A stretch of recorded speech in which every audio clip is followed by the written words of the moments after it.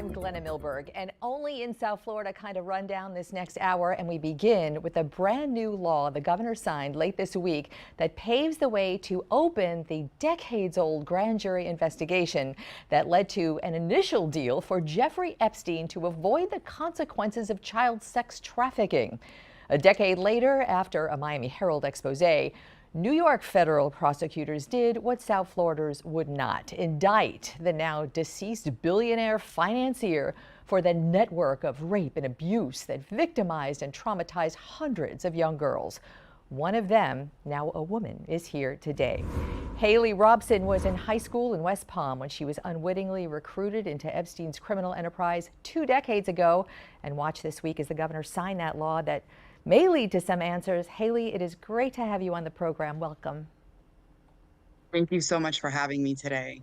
So we watched the governor sign that bill. You were with Jenna Lisa Jones, another young woman standing there with you. What was going through your mind at that moment?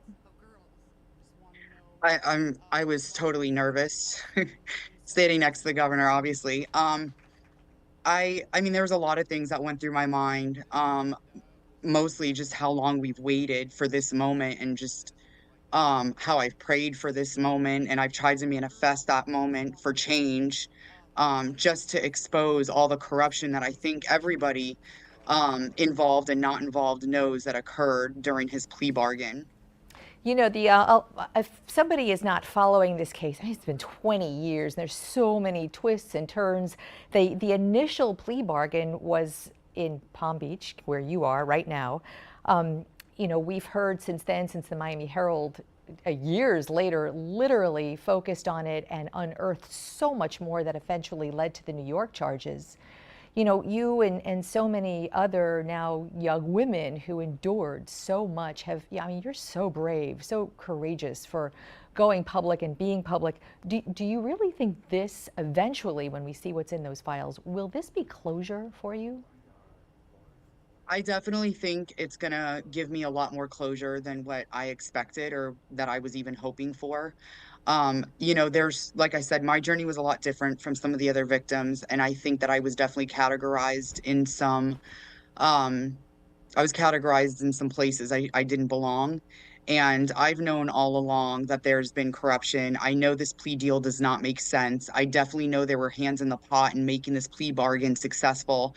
And, I'm just really thankful that the governor has stepped up and the legislature, Tina and Joe worked really hard, both senators. I mean, I can't even express my gratitude, but I definitely think this is not going to just give me closure. I think it's going to present closure for all the victims that decided to stay private, decided not to speak out, and for good reason. And I'm just really excited to finally have this last missing piece of the puzzle exposed so I can actually move on with my life and finally say, okay, I understand what happened. I understand what went wrong. Let me ask you, because that grand jury investigation resulted in literally a charge of prostitute, soliciting a prostitute, not child sex trafficking. He went to jail for, however long, not very long, work release, where he 13 was months. 13 months, went out and got out and went to work every day. And all the while, this grand jury, if this grand jury was not given the kind of evidence, if they did not see people like you and the victims and the witnesses, and they were kind of slow walked on purpose, which is what many people believe, what are those records even going to show, do you think? I don't think it's so much about what the records are going to show us. I think it's going to be what the records are not showing us. Hmm. Like you just stated yourself, I think there was a lack of information that was presented to the grand jury, and I think it was extremely deliberate. I definitely think that was part of the corruption. So it's just going to be interesting for everything to come out and for everybody to finally see who was involved in the lack of or the non-information that was given to the grand jury, for sure. There were, to your point, a lot of people who knew about this sex trafficking network, who knew that Jeffrey Epstein was not only raping, using girls to service himself and how many others we don't know yet. Um, And you were part of that kind of unwittingly, and also recruiting other people. And so there were so many people that knew about this. And yet here you were not believed for a long time.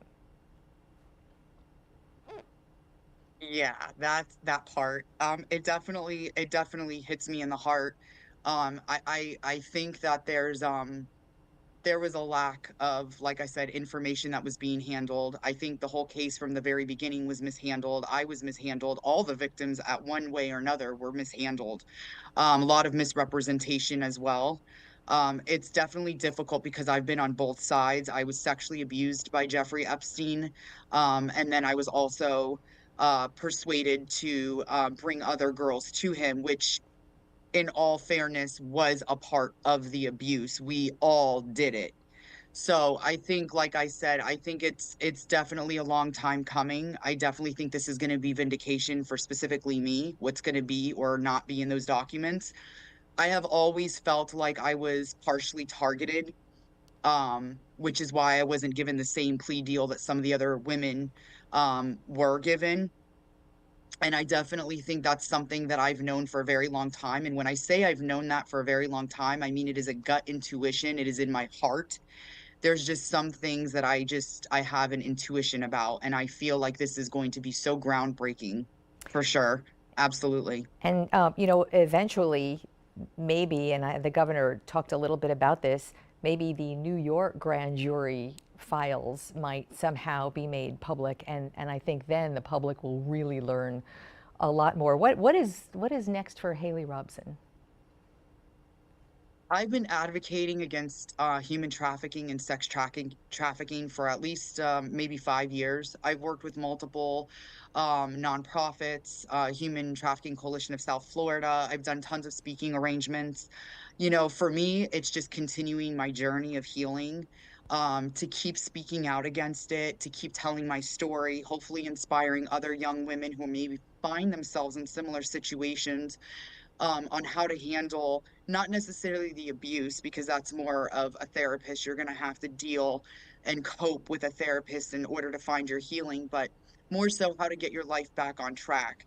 I think a lot of people that deal with trauma on such a significant level, they tend to get down on themselves and forget that there's a beautiful journey to healing.